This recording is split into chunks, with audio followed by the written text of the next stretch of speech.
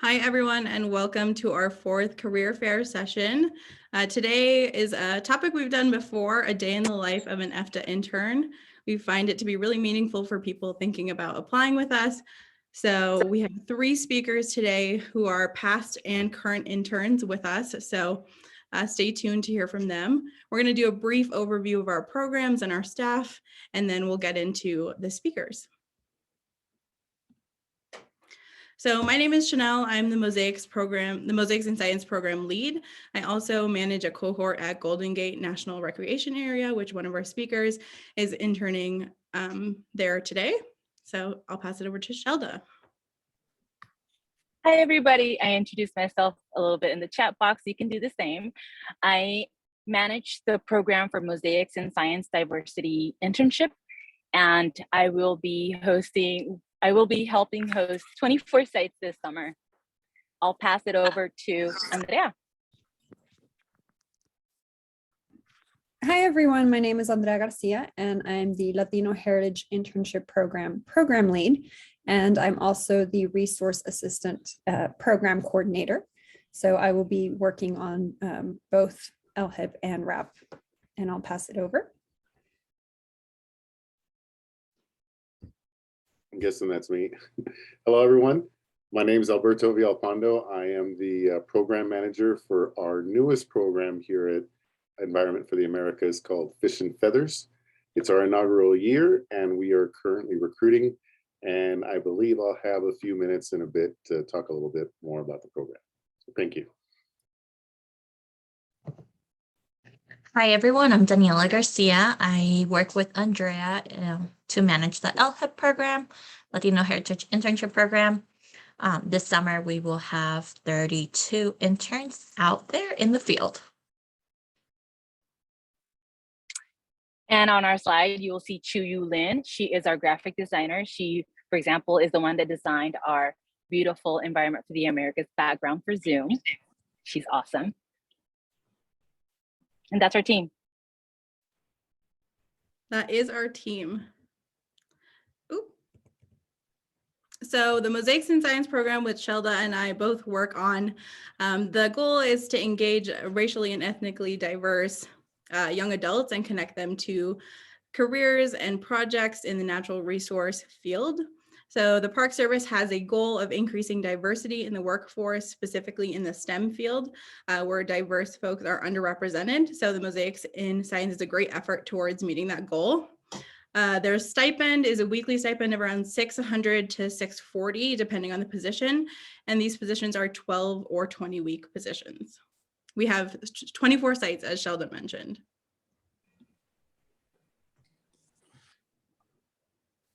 And the Latino Heritage Internship Program is designed to provide internship opportunities in diverse professional fields at national parks to young adults who identify as Latino. We go from age 18 to age 30 or 35 if you're a veteran. Our applications are up and they close on February 6th. Like I said, we have 32 different positions. 10 of them are DHA, which is Direct Hire Authority.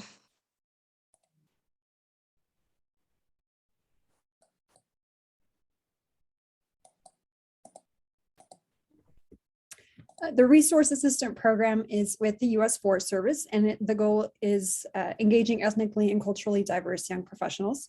There's multiple cohorts throughout the year, so typically there's 4 cohorts, and there are 6 to 12 months depending on the position, anywhere from $500 to $750 a week, and there's support for lodging and transportation. So there's quite a few different areas. We have law enforcement trainees, hydrologists, science communication specialist, financial project assistant. So there's really something for everyone.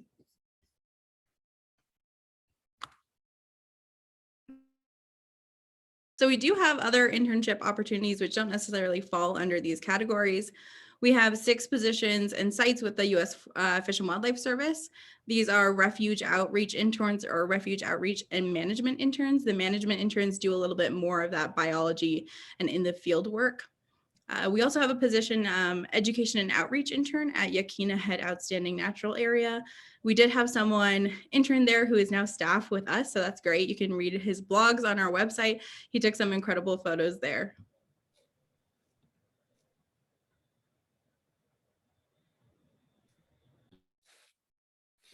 So our newest program, Fish and Feathers, sorry about that. It's the newest program funded by National Park Service and administered by us, Environment for the Americas. Our goal is to provide our national park partners with talented and diverse interns who are eager to learn and engage with the local communities there. The focus will be on supporting fishing, and birding activities, implementation, and possibly also leading community outreach efforts to get more people into the park. So the overall goal is to increase diverse community engagement with our partners, and for now in the program and for years to come. We have 24 positions available. I believe there are currently 14 or 15 openings live on our site, and we're going to be adding a few more parks in the following weeks.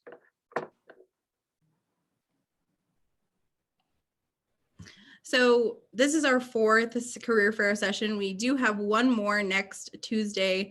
It is a virtual tour of our internship site. So we will feature 2 sites, lots of footage from these 2 incredible sites where we do have internships available. Daniela mentioned earlier that the LHIP application period ends on February 6th. Keep in mind the Mosaics in Science application period ends on the 23rd. So it's actually before this career fair session. So just keep that in mind. If you are wanting to apply to Mosaics in Science, I would recommend getting those in as soon as you can. So Environment for the Americas has the responsibility of managing the application system for all of their internships. So we receive all the applications through our webpage, environmentfortheamericas.org, environmentamericas.org, sorry. And after we receive the applications, we screen them, we look at resumes and transcripts, and we distribute the best qualified applications to park supervisors. The supervisors are responsible for doing the selection, the final selection. So we just send over, that is a tough thing to do. So we send over applicants, and then we arrange for the travel to and from home or school to the park and coming back. We are responsible for paying the intern their stipend, getting their housing, and developing weekly webinars for professional training. And we also serve as the point of contact with NPS supervisors or the agency that we're managing, that we're partnering with and managing the interns. So yes, the interns do have kind of 2 supervisors or 2 mentors, one from Environment for the Americas, and then the other one from the agency that they're being managed. In our case, Mosaics is National Park Service.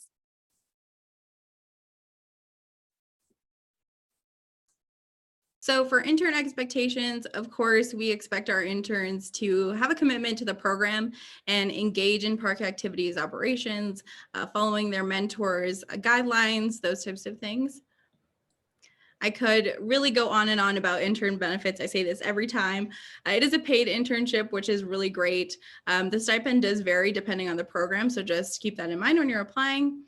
We do provide housing, so either park housing or local housing in the area, just depends on the position.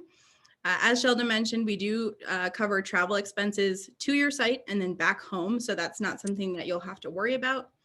You will get just incredible experience working at one of these sites and participating in their projects. You'll also get really great work experience just being at these sites. We do professional development through webinars. These are topics like how to build a federal resume, financial literacy, networking, and the list kind of just goes on. We do, for LHIP and Mosaics, we do a career and leadership workshop. And we also provide opportunities to present your work if you don't go to this workshop. So it's great to create a presentation and present it to your peers.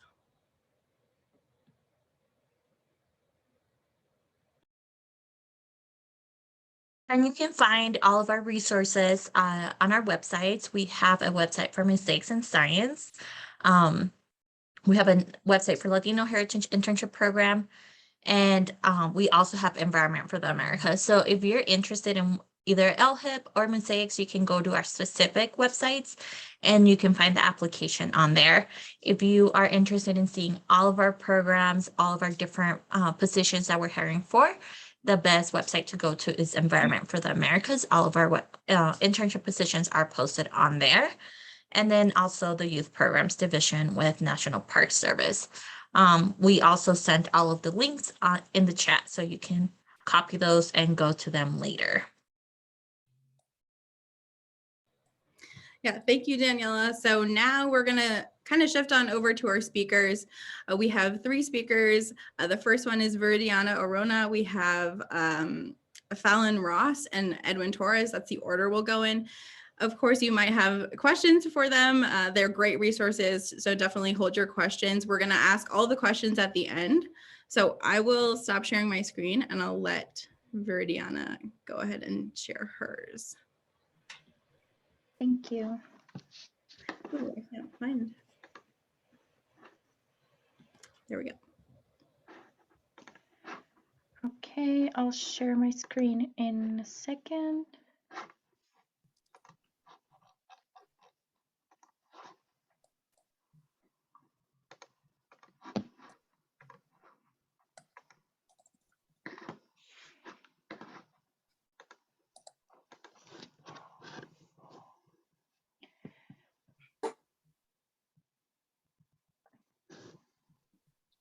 Okay, I'm ready and I'll go ahead and start now. Hi everyone, my name is Viridiana Orona. I am an Environment for the Americas intern within the Mosaics in Science program. And today I will talk to you a little bit about what is it to be a Saguaro National Park intern. So a little bit about myself. I am from El Paso, Texas. I have a bachelor's degree in environmental science. I graduated from the University of Texas at El Paso, or UTEP, and I'm currently a master's student in environmental science as well at UTEP. So I applied for this position last year. It was originally going to be a 3-month position just for the summer in Saguaro National Park. As a biological monitoring assistant, but they extended it for 1 year, so I was super excited about it, and of course I said yes. And I'm still an intern there. I'm gonna be here until next May, and I've been here since May from last year. My internship kind of divided into 2 main projects. The first one during the summer of 2021, where we studied the flower phenology of the saguaro, of this big cacti that's endemic to the Sonoran Desert. And I assisted in the field, working on data, doing some graphs, reports, and presentations. So I got the full scientist experience. I was able to, to practice all of those skills, which I wanted to do. And then moving to the fall of 2021, I started working with hummingbirds. Some of these populations are declining. So during my surveys, we recorded the, I guess, the floral preferences of these birds, what they like to feed on while they're migrating. So we recorded that, and thanks to the surveys, we were able to collect some seeds for the pollinator garden at the park. And yeah, without the surveys, they wouldn't even consider a couple of flowers that we didn't know hummingbirds even like to feed on. I did that for the fall migration, and I'll start doing that again for the spring migration very soon. And so this project has gotten attention. I got in contact with someone from the Tucson Audubon Society, which is a nonprofit organization, and their main focus is to engage people in the conservation of birds and their habitats. They do it through different activities like hikes, field trips, education, a lot of stuff, and they work with local, state, and national policymakers. They're one of the Saguaro closest partners, and they're the next issue in their magazine. It's going to be released in a couple of weeks, and it's focused on birds and plants. So they thought my project was a perfect fit for that. And it was really nice experience. It was different because I'm used to write for uh, a different audience, more technical or scientists. So this was really fun and new to me. They do have job opportunities as well. So if you ever want to check them out, there's the website. So not also, I've been working with plants and birds. I'm involved in other projects as well. I've been working doing dragonfly surveys and butterfly surveys, or setting up wildlife cameras, working at the pollinator garden, doing some gardening, and every now and then they will take us to do some field trips to other places with other of their partners, like the Pima County Nursery, where they take care of plants, they grow them, and they use them for restoration. And not only have I been learning about plants and birds, but also about the culture. People have lived there in the park. Well, before it was established as a park, thousands of years ago, there's still some archaeological sites. And I've been learning about the culture, what they used to do, the tools they used for hunting, for eating, or clothes. Really interesting. And one of the things that I like most about going out in the field is running into these different animals and plants that you don't really see anywhere else, because some of them are just part of the Sonoran Desert. So it's really exciting to run into those guys. And some tips that I would recommend while you're applying, I would say read the description carefully, either this position or any position. Just make sure that you are applying for what you want to, because like I said, some of these positions are more than 3 months, like mine, that was extended for a year. So just make sure you want to go to the right place. Avoid cliches. I'm pretty sure the EFTA staff can give some examples, but they receive tons of applications, and like they say, there are a lot of positions open. So just try to be a little bit creative how you send your message in the application, and then include just relevant information. It could be anything that matches the description of the position that you're applying for. Just put it like at the top. Of course, attend webinars. There are other interns sharing their experiences, different parks, different experiences. So make sure you attend those. And of course, ask questions. If you're not sure about something, reach out to any of us. That'll help you make decisions. And then once you're at your site, network. I know this is a scary word for some people, but I'm pretty sure your advisor or your boss has been there at the park for many years, so they know a lot of people. This is the National Park Service is a government entity, so they have partners everywhere. They work with nonprofit organizations, they work with the city, with volunteers, with schools, with universities. I even got an email from some retired biologists that they read from. I think my supervisor talked to them about the work that I did at the park, and they reached out to me. They send me papers, and they want to go on a hike with me sometime. So definitely a great opportunity to network and participate in different projects.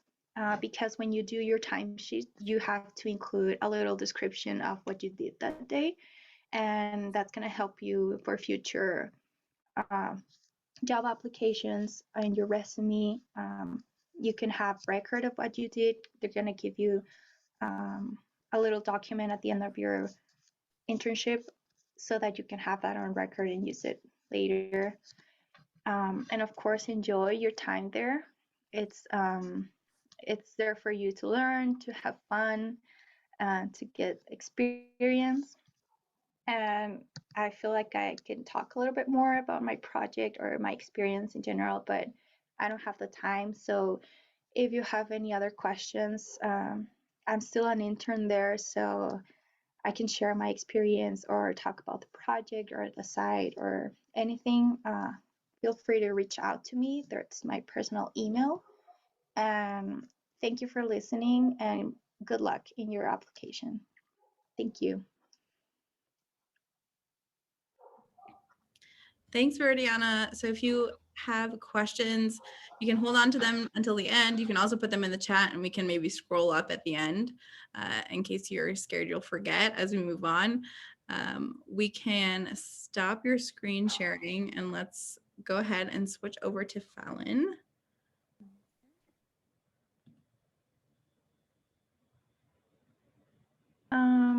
Let me see. I don't see where I can stop sharing. Okay. I know, it kind of hides. It was hiding for Oh, there right there. Yes. Sweet. Take it away, Fallon, whenever you're ready.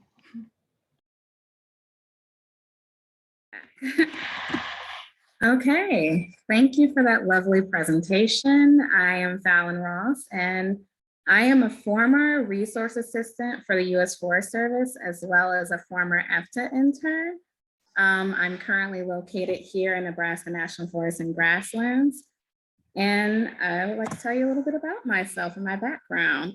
So I went to Louisiana State University, where I studied natural resource ecology and management, and I actually focus more on fisheries and aquaculture. I also have an additional lab experience working in a rice lab, a plant environmental soil and water testing lab, entomology lab, as well as a fisheries lab. Both, one was molecular biology and both were based off of the Deep Horizon oil spill. One was trying to see if the tabanis, the horseflies population was going to repopulate after the oil spill because they were decimated because of it. And the other one was basically toxicology reports on the Gulf killifish that they had a lot of abnormalities due to the oil spill. And so to tell you a little bit about the Resource Assistant Program, it's a 6-month internship where you get to go and get experience, mostly field experience with the U.S. Forest Service. You get plenty of benefits with housing, travel, and training allowances that Chanel previously mentioned. And you also get professional development training with the webinars that they do. It's federal resume training, as well as a little bit about resiliency to help you throughout your internship and networking. So the beauty about this resource assistance program is that you get, after you successfully complete your program, you get a certificate for direct hire authority and non-compete hiring authority. The direct hire authority is what I went through, and now I'm currently just started my biological science technician position today because I talked to my supervisor and he, thank you, he recommended me for the position, and I was able to use that certificate to directly go into the position, excluding any of the applications and no interviews. So it was really nice to have that. Non-compete is kind of similar to when you go to college and there's a junior and senior who typically gets favored before the freshmen and sophomores when they're applying for classes. So you kind of get a leg up when you're applying for these jobs with your non-competitive hiring authority. It's really nice and I highly recommend it. So to tell you a little bit about my position at Bessie Nursery, I actually worked within the forest, but I worked in the nursery district. Now, the nursery is the oldest federal seedling nursery in the nation. And the forest itself is the largest man-made forest in the nation. It's pretty nice and I recommend to come and visit. So I'm located here in the Sandhills of Halsey, Nebraska, and it was a 6-month position initially, but I extended it to 3 months because I wanted to go and transition to the biological science technician position. And here we cultivate tree seedlings for Region 2, the surrounding areas, and Region 2 is typically Iowa, North Dakota, any of the surrounding states in Nebraska. I work in the seed bank right here, as well as the greenhouses and the bare root fields. But I typically spend most of my time in the greenhouses, which I enjoy. A lot of my experience is planting, thinning the trees, doing fertilizing trials, water trials, anything you name it. It allowed me to be more adaptable because most of my research experience was in the lab. I had very few field experiences. So this was one thing that I really enjoyed because it took me out of my comfort zone. And that's something that I really enjoyed about this internship. One of the other projects that I worked on was cleaning fruit seed. We went out and collected seed. That's choke cherry. I got my OHV license and I did my training for that. So I was able to ride on ATVs and four-wheel drive. So it's really nice. I also got to explore a little bit while I was out fruit collecting in the sandhills. And this right here, that's our new development. We have 4 new greenhouses that are in the process of being constructed. So we're expanding. Some advice would be to be adaptable, be resilient, and open-minded because you never know what you're going to get. And it's a good experience to just have the times where you just don't know what to do. You just ask for mentorship and you ask your supervisors for help and ask anybody else around because you might learn something new. I also recommend being proactive, setting your goals. Like I said, mentorship and networking, and just explore your area. Because before I came to Nebraska, I'm originally from Maryland. I lived in Louisiana. I did not know much about the Midwest. So this was a great opportunity to come out and enjoy the area. So that's all I have. And if you want to, feel free to contact me. Thanks, Fallon. I'm very jealous of your ATV training. Seems so I know a lot of our interns get to go on ATVs, but I'm jealous. Great. Well, we have one last speaker. Thank you again, Fallon, and we can switch over to Edwin.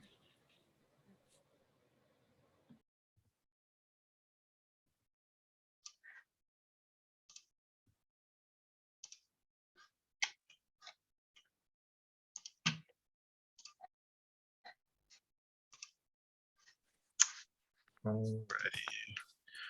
Everybody see my screen? Yes, we can. All right, good morning, good afternoon, everyone. My name is Edwin Torres.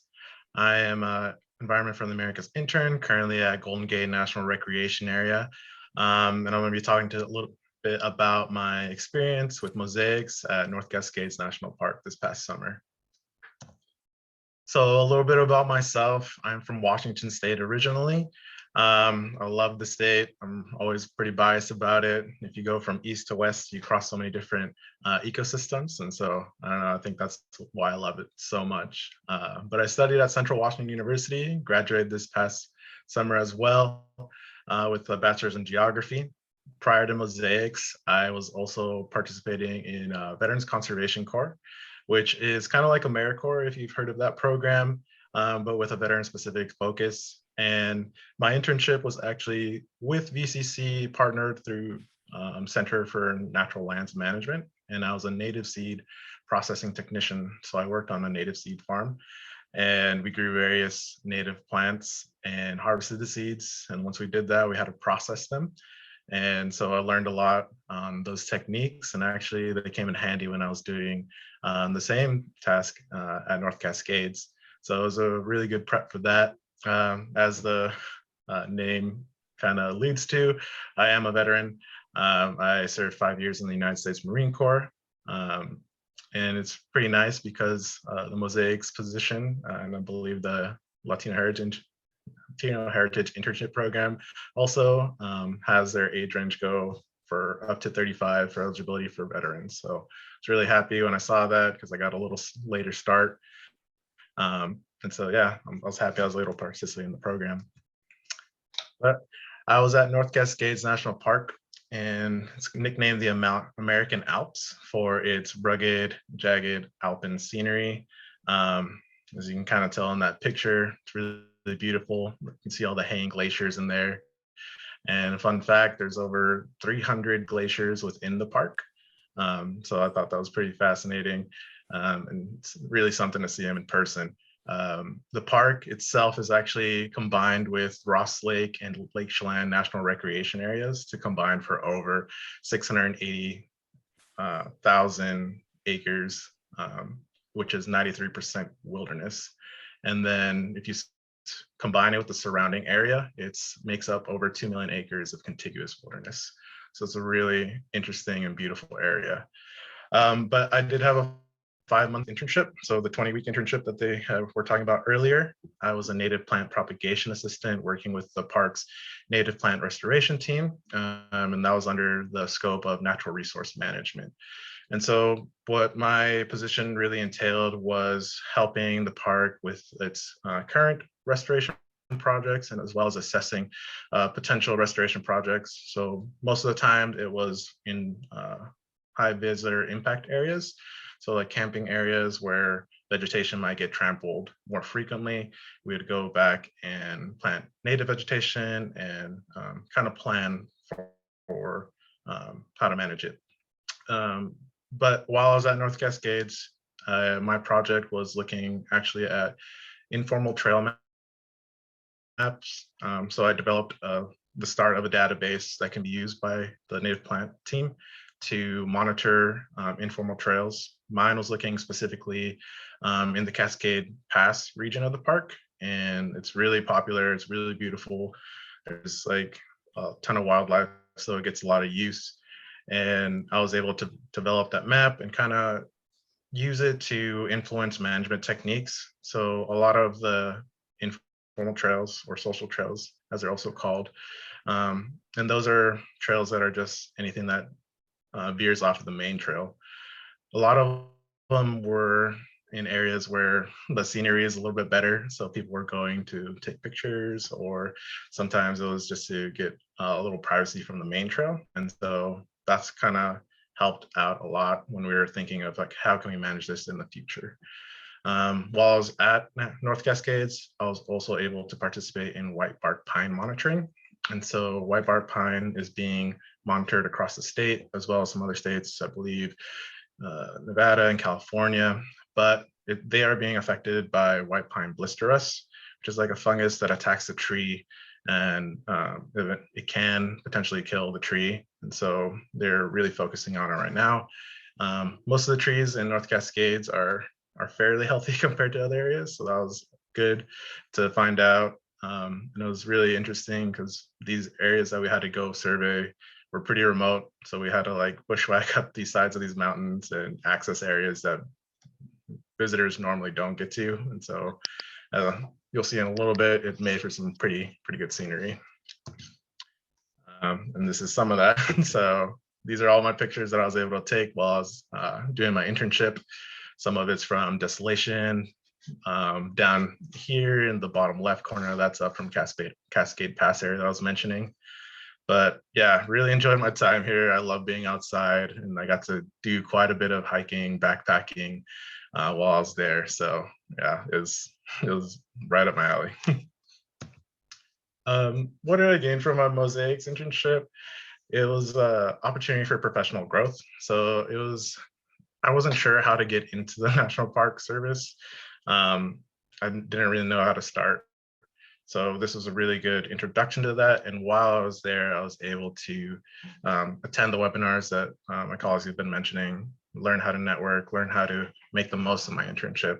And so I also gained a bunch of valuable field experience. And so for an example, just learning how to manage areas at scale. And so when you're looking at management techniques for a specific area, you want to think about not only what does the site look like right now, but also what's it going to look like 5, 10, 15 years from now. And then also you have to factor in how people outside of your area are managing their land, because that can also transfer into your land. So this was something that I was introduced to, and I was able to even transfer it to what I'm doing now. But it really, my internship gave me the confidence in my abilities. And so I hadn't really had a ton of field experience prior to my internship. And this was a great opportunity to build my skills and just really feel comfortable when I'm talking to my colleagues or presenting ideas. And it really helps me to feel that I'm contributing to their goals. And like everybody's been mentioning, it was a great opportunity for me to network. So I worked with the native plant restoration team, but I was able to talk to so many people within the park, from interpretation to wilderness rangers, law enforcement rangers, cultural resources. And everybody had really great advice to give me whenever I talked to them. I would ask them how they got to the position, what interested them about their position, what tips would they have. And it was just really good to see their side of things. And I love working with plants, but there are definitely some things that I would look a little more into, maybe like cultural resources. I think that's pretty cool. But yeah, to the left, you can kind of see, this is an article that I collaborated with an intern from LHEB, and it was during Latino Conservation Week. And this actually got posted to the National Park Service website. And it was really cool to just be able to share this with all my president and previous coworkers and my friends and family.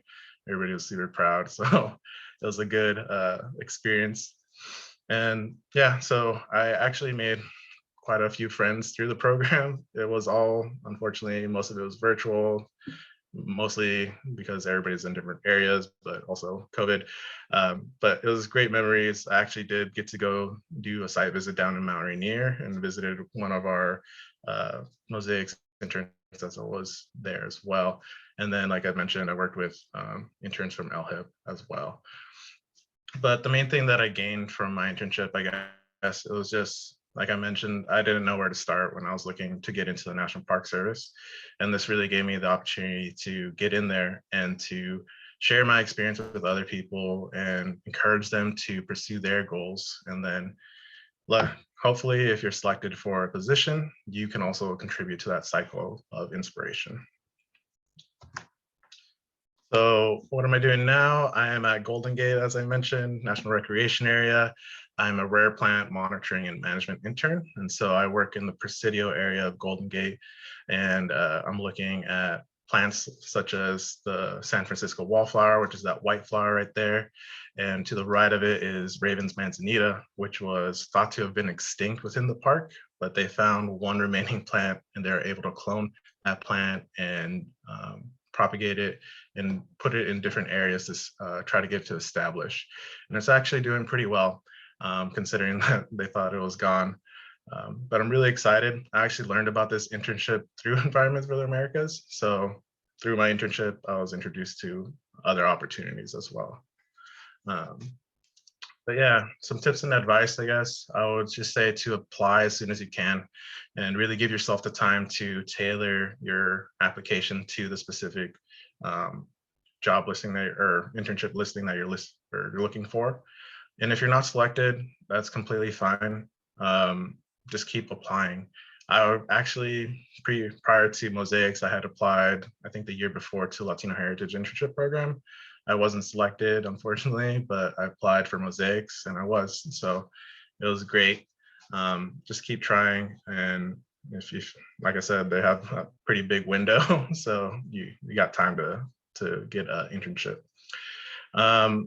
While you're at your site, I would communicate your interests and goals early on so that you can make the most of your time while you're doing your internship. So you can do projects and look for training opportunities with your supervisor and just really get the most out of your internship.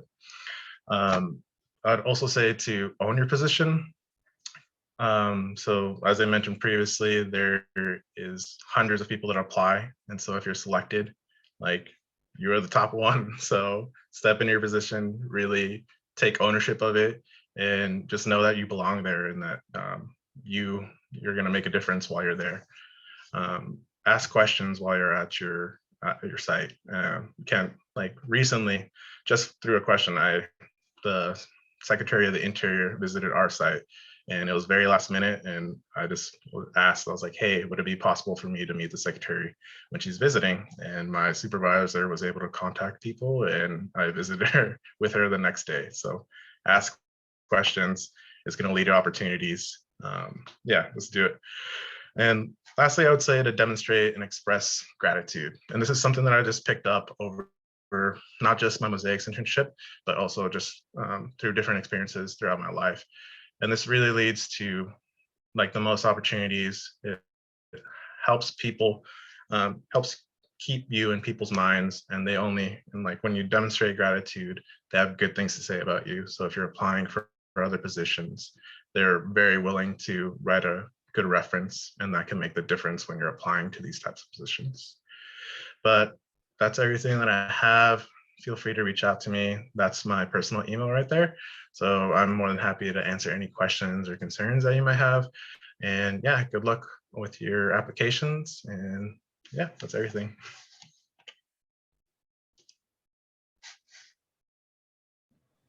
Thank you, Edwin, and thank you to all three of our speakers.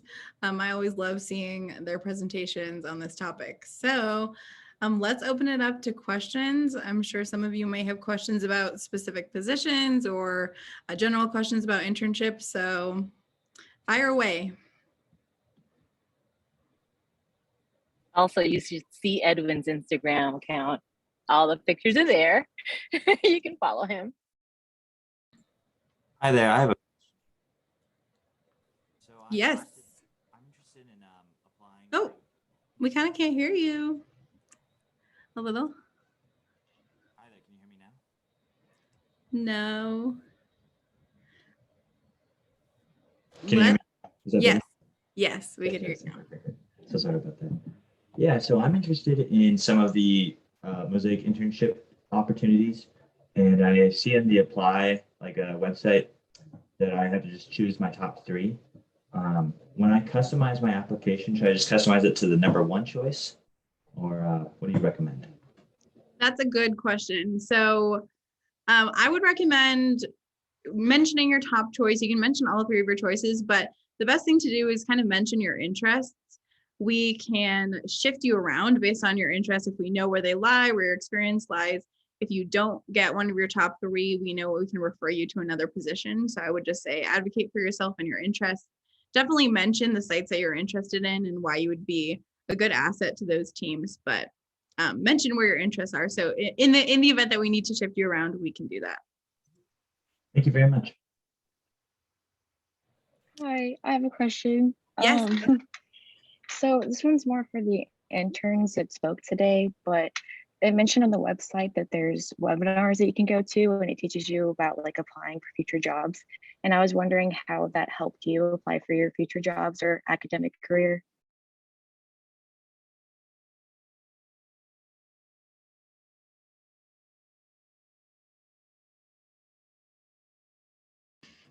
Do any of you want to take that one, or you want me to take it? Oh my gosh, I was answering in the chat box and I didn't listen. I'm sorry, I was doing the chat box. Okay. I think she was asking the speakers. So I think Edwin's ready to answer. Oh, okay.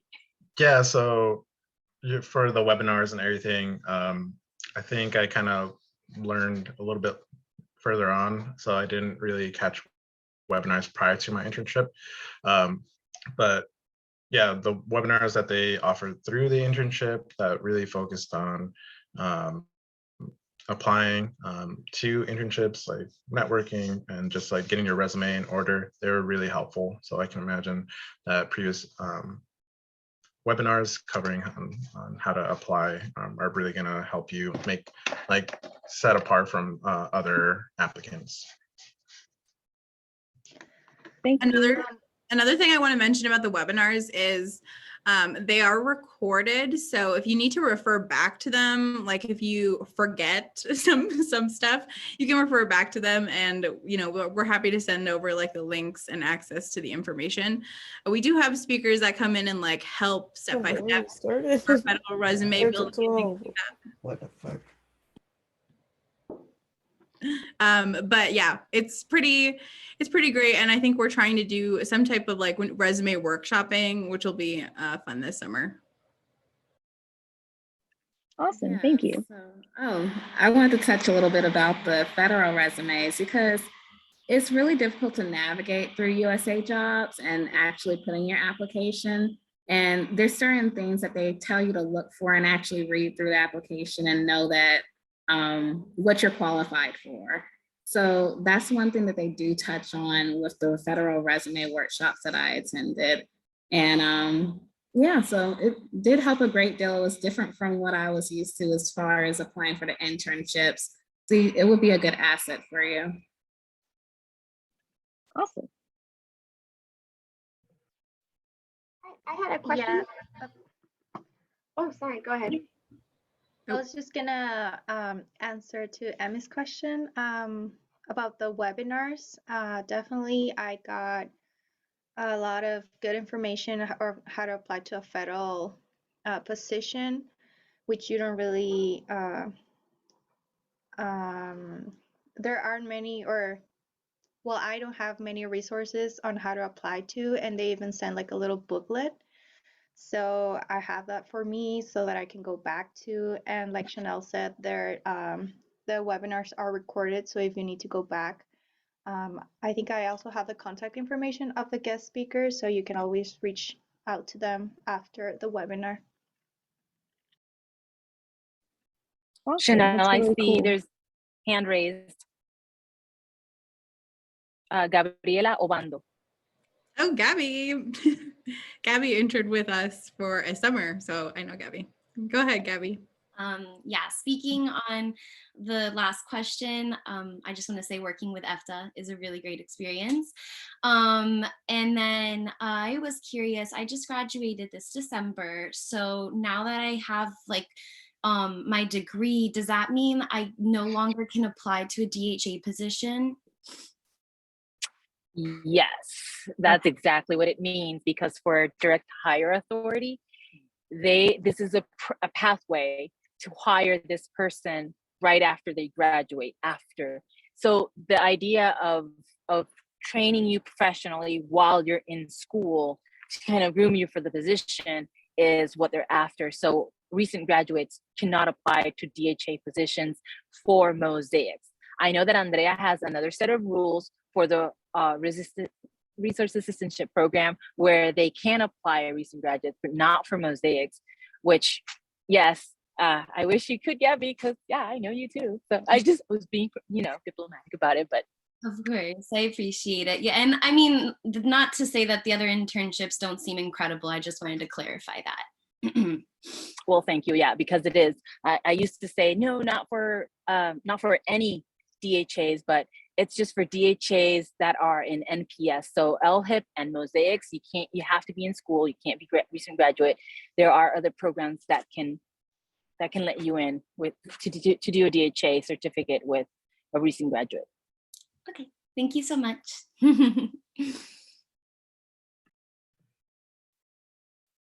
I had a question. Yes, Sarah. Questions. My question was about the application. I was just wondering if on the essay questions, if there was a tip for how long or how short they should be. I know it's kind of like you're going through a lot of applications. You don't want to read, these long paragraphs, but also like how short should we keep it? So I just wanted to get a bit of advice for that. Yeah, I can answer this one. So we just say quality over quantity. Make sure you answer all parts of the question. Like Viridiana said, make sure you're getting creative and you want to stand out. Just because we do read so many, we do read them. We take the time to read them. So you're not going to be write it off if you have a long answer.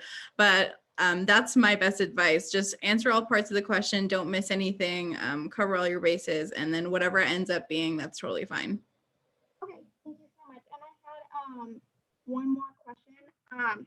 Or if we have letters of recommendation for like past employers, do you guys encourage us to somehow get that over to you? Is there like a place we could put it with our resume?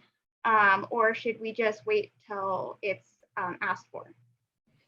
we will ask for it for, so someone had asked about our like interview process, so I'll just touch on that with this question. So EFTA staff will screen applicants. We'll do the first round of interviews. From there, we'll send a set number of candidates, our top candidates, to the park. They will make the final selection, let us know, and then we'll send out an offer letter. But through that process of getting the top candidates, we'll also contact references at that time. So definitely hang on to them and have them accessible, but you don't need to include them in the application, but you might be asked for them later on. Okay, sounds good. Thank you so much. Now, let me touch on Celine's question about a DHA certificate. Direct Hire Authority, it's a program designed by federal agencies to hire a person directly. These positions usually don't go through USA Jobs. They will ask a partner like Environment for the Americas. They will say NPS is hiring and they want to hire a DHA. Somebody that has a DHA certificate, they will come to us and ask for a resume, their federal resume. Give me all your federal resumes of DHAs that have not been hired yet. So we will send the recruiter all the resumes and they will come back and say, we need to contact this person and this person and this person and let us know if they're interested. So we do that liaison with the student and say, hey, you're being considered for a position in this park. Are you interested? Yes. And then the recruiter will definitely start interviewing these these students that have DHA certificates. Now, if they don't find what they're looking for through those candidates, then they will post the position in USA Jobs and go from there. But that's the direct hire is really advantageous for people that have it, like Fallon was saying. Yes, I just got hired. So it's not a bad thing, to Audrey, that you apply to 3 Fish and Feathers and 3 Mosaics.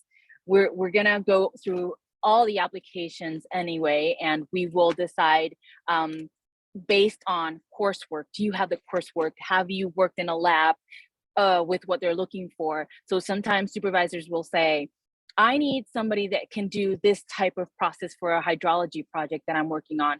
So if you're a biologist like me, I'm an ornithologist, I will not be great fit for that position, a hydrology position that knows how to do this system. So we will go through applications, look at the courses you've taken, the labs you've worked in, what software you know how to use, GIS, ArcGIS. Some people are requiring now that, we want the intern to do a story map with whatever they learned that summer. And we're going, okay, so that's an added skill that you need in your resume to see it. So that's why we do the screening. We don't just go, this one's a great candidate. No, we go through resume, transcript, application, and then we send all of that, including our interview, to the supervisor and say, to this question, they replied this. To this other question, they replied this. I think this would be a good candidate just because you're looking for this and this. And they make the final selection. And they will, they have an option to interview you or go with what is based on that paper. So not all supervisors call an interview. Most of them will, but some will just say, yeah, this person, I know this university, I know this professor, send that person to my way, to the park. That's it. That was great, Shelda. So we have some questions for the speakers. So I want to make sure you guys can answer them. You might be sick of hearing us talk. Just wondering if there's anything you wish you had known before beginning your internship, or was there anything that surprised you? I can talk on that. So I guess for my internship at North Cascades, I hadn't actually been to the park, so I didn't really know the surrounding area. I wish I would have knew a little bit more about that. Just to be familiar, like I like to know as much as I can before I head to somewhere new. And that was something that I was more focused on, like what the position was, and not necessarily like when I get there, like, I have to live here for 5 months. What's in the surrounding area? What do I need to take? What's the housing situation like? Stuff like that. And those are all questions that when you're doing your interviews, you can ask about and trying to get like just kind of a head start before you get to your site. As far as something that surprised me, during my internship was just the opportunities for various trainings within the park. Like I did search and rescue training, I did leave no trace training. I was able to work with like not just my team, but with other units within the park. And so that was something that was a great surprise for me, because like I was trying to get the most training that I can, and you know, just build up my resume as much as I could during my internship. But yeah, it was kind of some things that I was looking at, and I wish I would have known before I got to my site.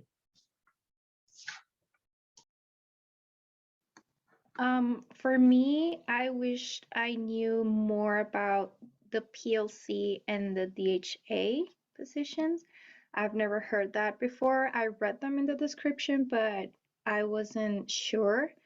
I think because I'm a graduate student, maybe the DHA position would have been better for me, but I would have considered that like before, but I don't regret. My position is a PLC, but I don't regret choosing this side. I still have I'm still having a good time and learning and working and having fun. So and I'm getting a lot of experience from it because it's a year position. So I don't regret that. But I wish I knew more about it before applying. So you might consider that before you apply to the position.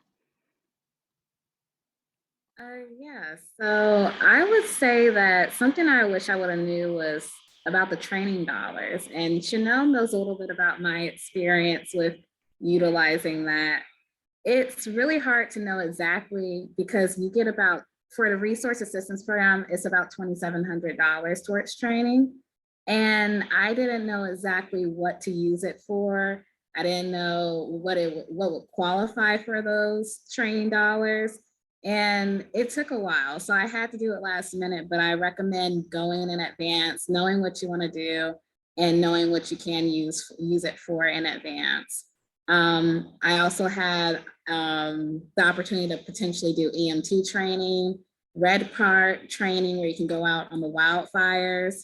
And I didn't know about that in advance. UTV training, forklift training, which I did get a chance to do those, but knowing what to maximize your benefits, that would be the thing that I wish I knew in advance. So for reference, Fallon was a RAP intern, so resource assistant program intern. So those interns are granted a set number of dollars for training that can be used towards various things. Fallon has now signed up for a bunch of courses, which I'm very excited for her to complete them. But they kind of have those extra benefits. So like I said, we have a bunch of programs. You can find more about them on environmentamericas.org if you want to like browse through all of our programs. Mosaics and LHIP are summer, but RAP kind of is year round. So you can see those positions, and they're 6 to 12 month positions. So they're a little bit longer, but they do have pretty incredible benefits. We have another. I had a really quick question. Yeah. I do have to get to another class at 2, so I wanted to ask it over the microphone. I put in the chat, but is there any chance that internships will be remote due to COVID? Or I know that I saw somewhere that sometimes it was remote, but the students were still at the site just working at the housing. Yeah, so a lot of the sites have COVID protocols in place, especially in the housing. They have like some type of housing manager. I know Edwin has Maggie at Golden Gate. So I think that they're prepared to adjust the internship accordingly if, they need to due to COVID. Hopefully, actually, I know that they'll go over like COVID protocol with you, like wearing a mask and things like that. They're pretty thorough about it. So we don't expect them to go completely remote. So I think we will be able to get interns to the sites. Okay, awesome. Thank you so much. And thank you to all the speakers and everyone. I do have to go, but it was really, really great to learn about all of this right now. Thanks, Jenna. We have another question. I don't want to miss all these questions for the speakers. Let me find it. Oh, for those of you who have completed an internship, do you have a lot of independent study? For example, if you're learning a surveying protocol, would you study it on your own or with your mentor?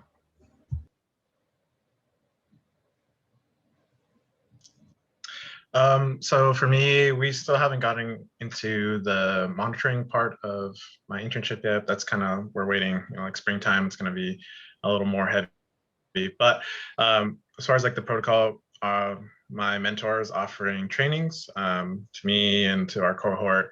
And so he'll be going over that with us. And then it is kind of just like expected to just kind of be familiar with it. So you'll just have to kind of review it. But I think the initial trainings, at least for me, are going to be provided. And yeah, they have specific goals that they're trying to meet. So they're going to make sure that you've reviewed and that you're ready to use it while you're in the field. For me, cultivating trees is a team effort. So most of my experience was working directly with my mentor. She did allow me to have more independent assignments, but she made sure I had most of my training alongside with her. So I was doing everything according to what their standard operation procedures were. So in the beginning, mostly it's training directly with your mentor, at least for me, but you can have some independent assignments eventually. And it's building that trust with your mentor and your supervisors as well.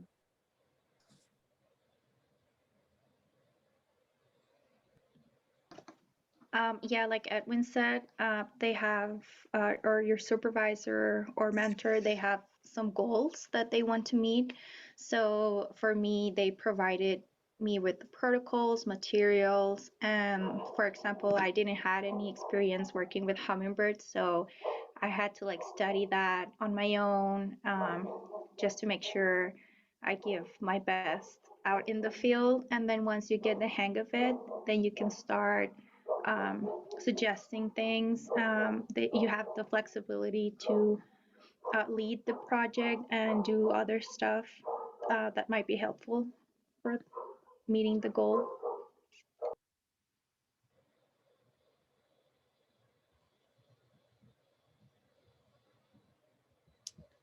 I'm trying to see if we have any other, if anyone has any questions for the speakers, throw them in the chat so that I can ask them before they have to hop off.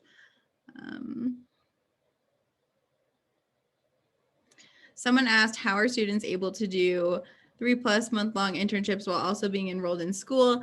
We know it can be challenging. Sometimes there's, you know, those 20-week internships that go into like October. I was just going to say. Those ones might be better suited for recent graduates. The park kind of puts in this proposal, so it really just depends on the project. Sometimes a project requires more time, more attention, and they just need an intern available to help out for that time period. I got a question about flexibility with timings. Sometimes interns might need to arrive a couple days later or a week later.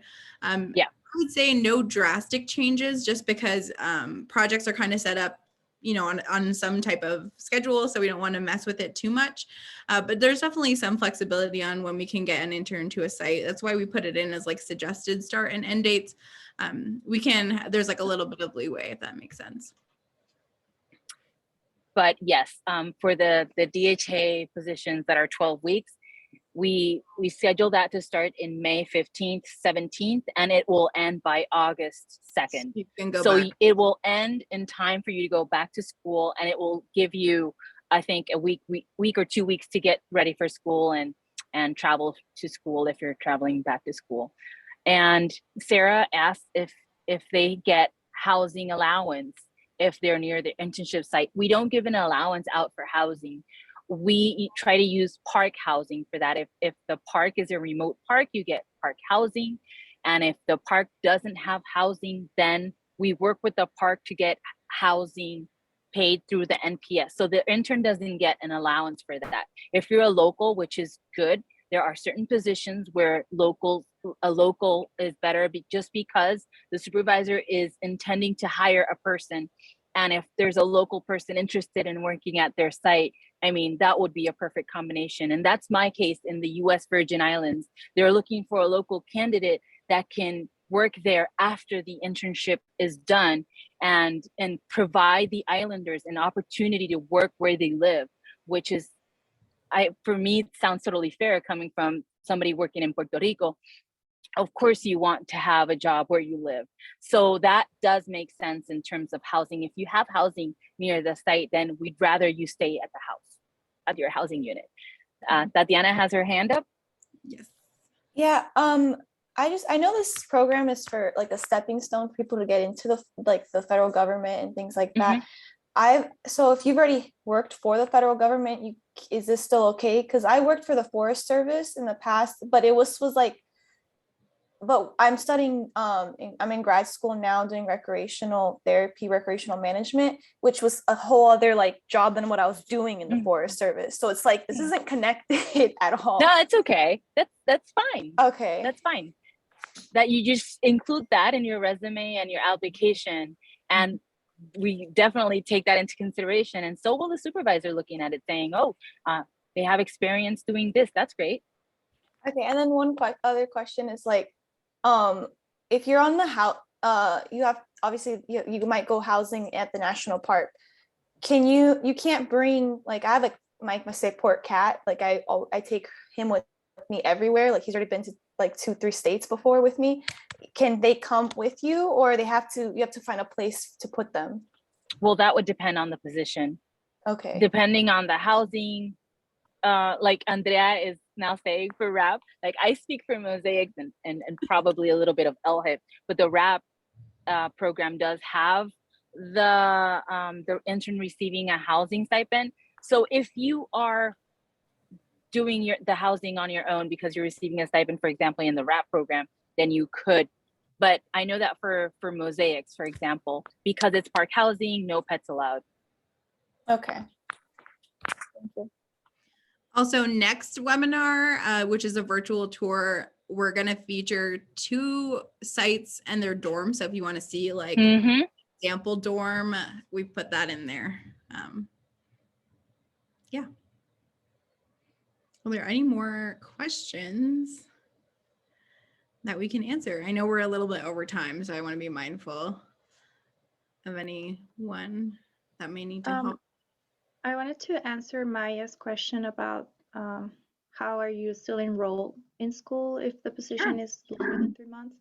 So for my case, because I'm here for 1 year and I'm a graduate student, I had to talk to graduate school and my coordinator and my advisor.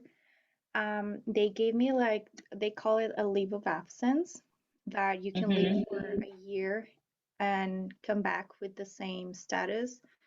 So I have to come back to school the latest next fall. Otherwise, I need to reapply for grad school. So I guess like I'm on hold in school for now.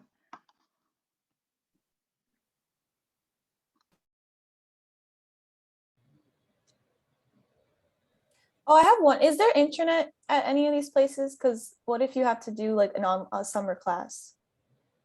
Because I know in some, okay, so okay, because I know I was in the Western Carolina and there was North Carolina and there was no internet there.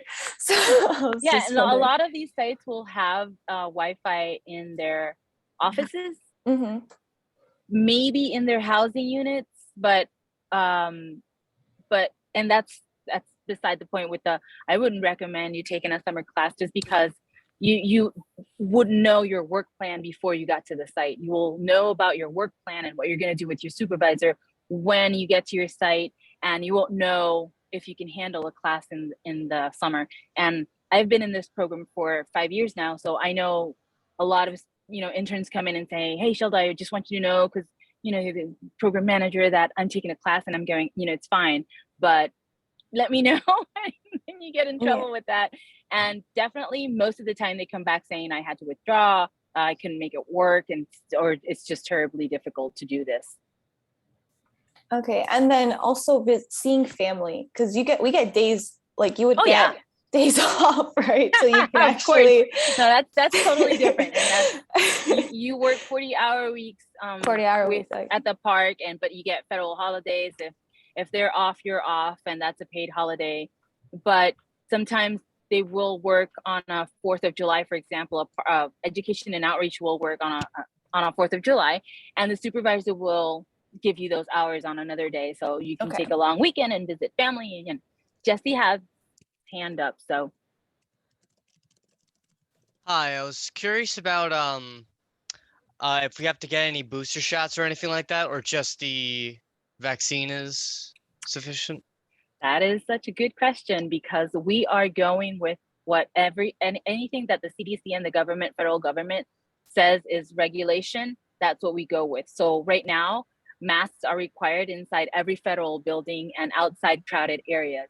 That's what Environment for the Americas will require every intern to comply with CDC requirements and federal government requirements. So if right now the booster is required tomorrow, say tomorrow that comes along and the CDC requires it and the federal government requires it for everyone, then we will require the intern to have the booster and proof of vaccination before the internship starts.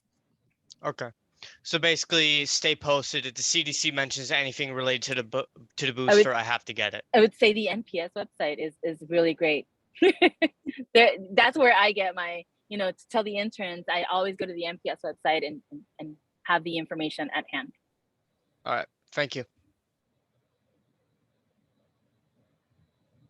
Are there any other questions that we can answer? I'll put my email in the chat in case.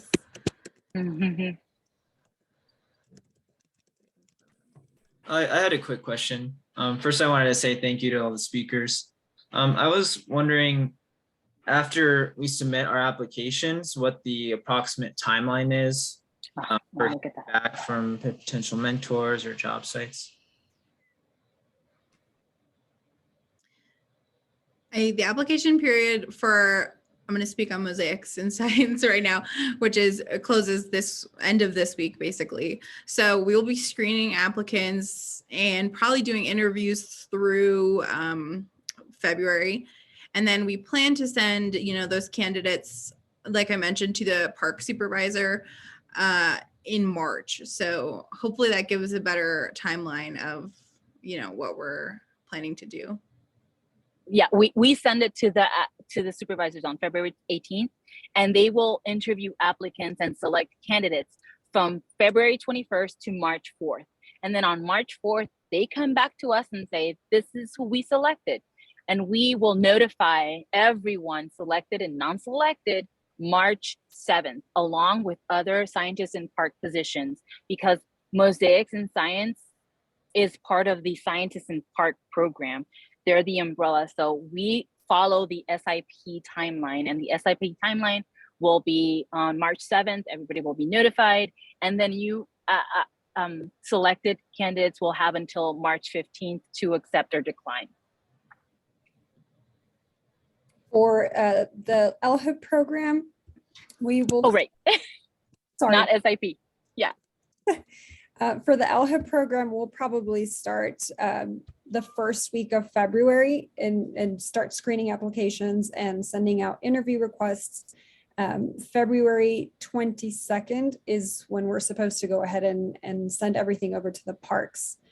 So that's the timeline. And we also have a detailed timeline on the LHIP site. All right, thank you. Are there any other questions?